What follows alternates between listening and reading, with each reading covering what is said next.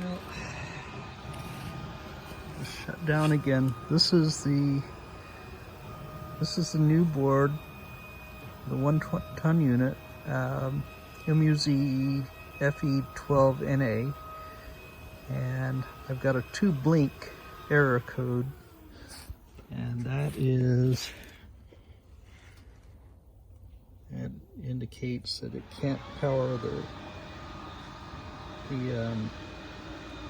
compressor, or there's an overcurrent. However, there's not an overcurrent because I just used my old MUZ FE09 board that is rather burnt out. But the burnout is only for the reversing valve.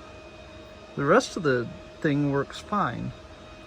This was able to, this 3/4 ton board was able to run the 1-ton compressor.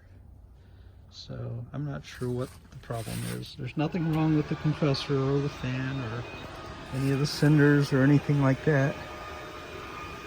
And I just have this 3-flash error code, or 2-flash, sorry. And then eventually that turns into a 1 flash on the outside and 5 flashes on the inside, basically saying the same thing. Check the compressor, check the stop valve. I don't know. All of these things work fine. The board just isn't liking something.